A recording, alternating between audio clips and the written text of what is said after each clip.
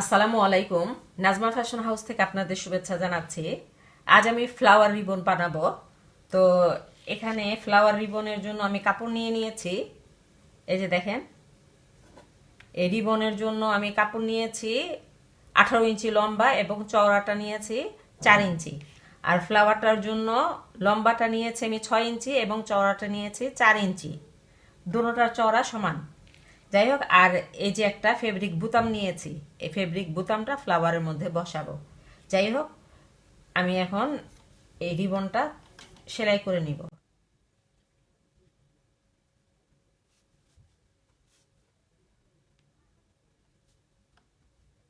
এটা আমরা এভাবে ডবল করে কেটে নিব। এই যে দেখেন, এই মানে যেভাবে কাটলাম ঠিক সেভাবেই আমি সেলাইটা করে নিব।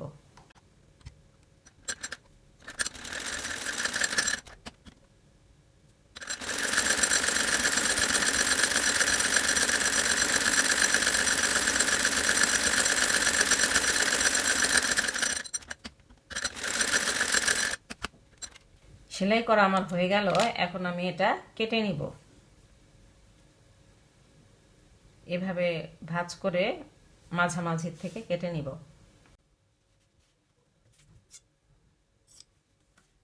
এখন আমি এগুলো উল্টে নিব, মানে সোজা করে নিব।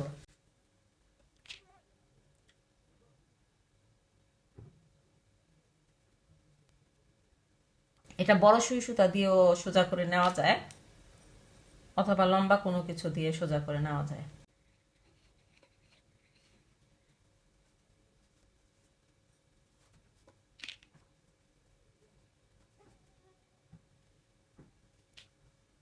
এই মাথাগুলো সুন্দর করে বের করে নিতে হবে।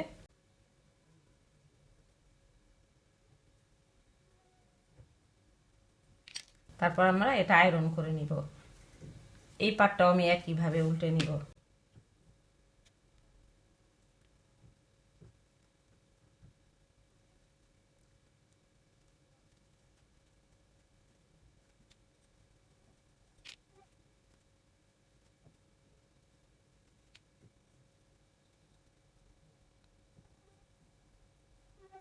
এখন আমরা এটা আয়রন করে নিব।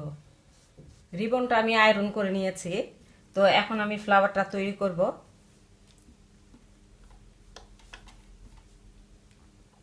এটা এভাবে ভাঁজ দিব।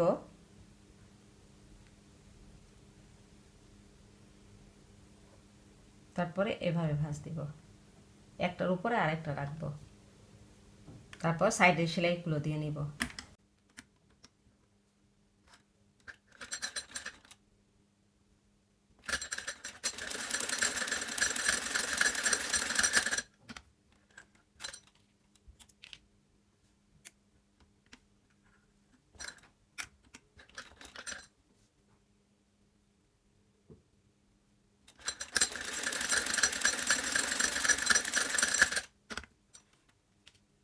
এখন আমি এটা সোজা করে নিব এবং কোনাগুলো বের করে নিব।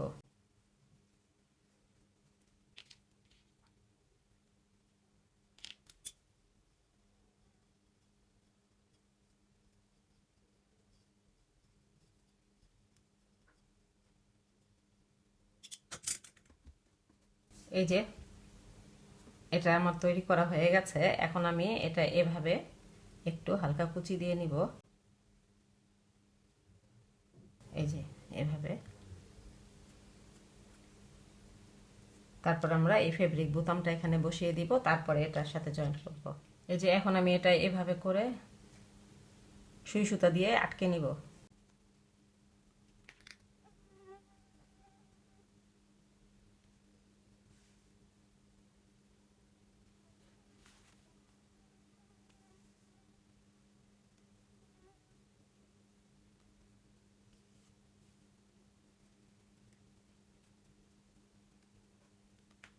এখন আমরা এখানে ফেব্রিক বোতামটা বসিয়ে দিব।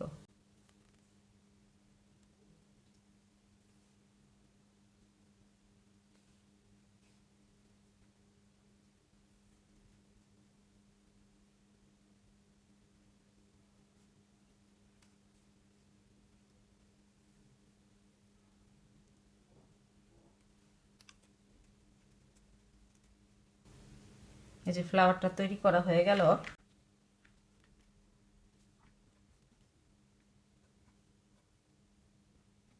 আমরা এইভাবেও রাখতে পারি, আবার এইভাবেও রাখতে পারি। হ্যাঁ, কোনো অসুবিধা নাই। এই ঢালু সাইডটা মাঝখানে দিলাম।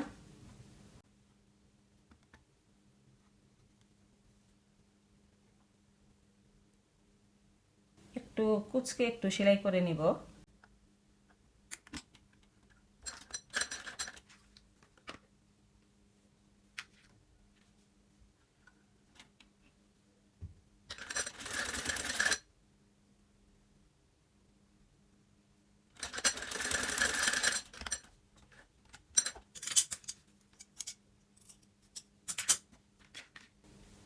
তারপর আমরা এটা এখানে লাগিয়ে নিব।